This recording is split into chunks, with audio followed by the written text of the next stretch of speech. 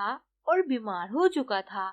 उसने अपने बेटे की शादी भी कर दी थी ताकि वो मरने से पहले पहले अपने बेटे जग्गू की खुशियां देख सके। लेकिन कालू खुशियां देखते देखते मजीद चिंतित हो चुका था। एक तो वो पहले से ही बीमार था, ऊपर से जग्गू की पत्नी गौरी भी उससे बहुत ज्यादा नफरत करती थी और उसने जग्गू को भी अपनी बातों में लगाकर कालू के खिलाफ कर दिया था। गौरी बेटा, जरा इधर तो आओ, ये मेरी दवाएं तो पकड़ाओ जरा। ये बुढ़ा खोसट तो बढ़ने का नाम ही नहीं लेता। जिंदगी आजाद की हुई है हमारी, पता नहीं कब जान छूटेगी इससे हमारी। हाँ अंकल बताएं, क्या बात है? मैं अच्छी भली घर का काम कर रही थी, आप हमें क्यों जलील करते हैं? आखिर खुद भी कोई काम कर लिया करें। बेटा, मेरा इरादा तुम्हें तंग करने का नहीं था। मैं तो अपनी दवाइयाँ मांग रहा था जो दूसरे कमरे में पड़ी है। बेटा, वो दवाइयाँ ला दो। मेरी तबीयत ज्यादा खराब हो रही है, आज तो सांस लेने में भी दुश्वारी हो रही है मुझे। बेटा अंकल, मैं बहुत जरूरी काम कर रही हूँ, कालू आने ही वाला होगा, वो आपको मेडिसिन पकड़ा देगा। गौरी ये कहकर अपने कमरे में सोने के लिए चली जाती है।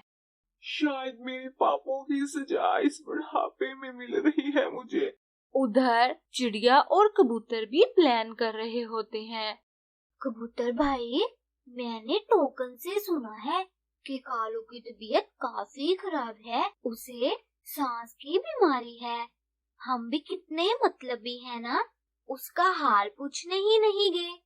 ओ चिड़िया, ये कौन सी बात है? कहो तो अभी निकल पड़ते हैं।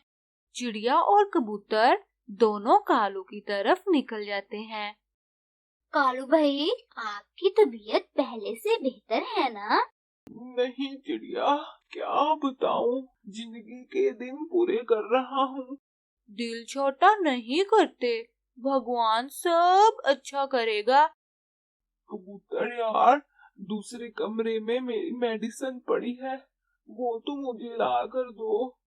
कबूतर जब दूसरे कमरे में जाकर देखता है तो वहाँ मेडिसिन खत्म हो चुकी होती है। कालू यार, तुम्हारी दवाई तो खत्म हो चुकी है। ये सब बातें हो ही रही होती हैं कि ऊपर से कालू की बहू गौरी आ जाती है। जी, आज ही खत्म हुई है इनकी मेडिसिन, जग्गू आता ही होगा इनकी मेडिसिन लेकर। गौरी बेटा, मुझे क्षमा देना, लेकिन मुझे नहीं लगता कि तुम लोग कालू का ख्याल रखते हो। देखो तो सही, कालू की क्या हालत हुई पड़ी है।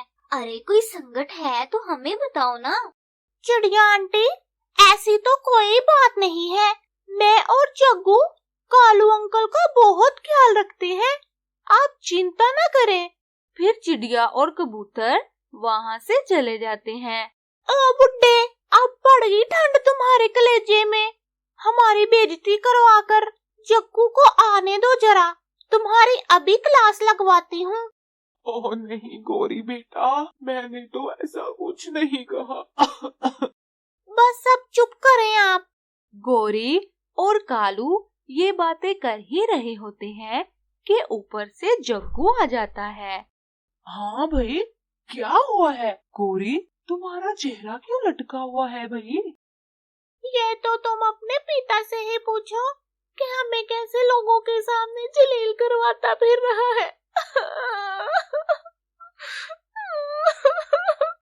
गौरी, अब क्या बात हो गई है? मुझे बताओ तो सही, क्या पिताजी ने कुछ कहा है तुम्हें? और कुछ तो बताओ।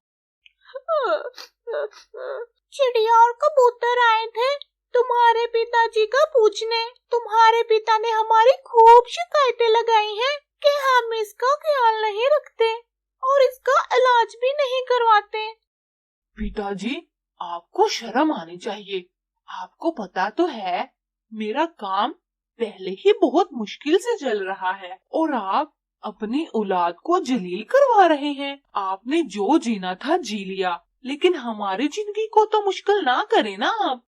गौरी ये सुनकर बहुत खुश होती है और कालू गम के मारे कुछ नहीं बोल रहा था कि जिस औलाद को मैंने अपने हाथों से पाला वो आज मेरे साथ क्या कर रही है। उधर चिड़िया और कबूतर कालू को अपने पास ले जाते हैं और कालू की खूब सेवा करते हैं, जिससे कालू पहले से बेहतर हो जाता है।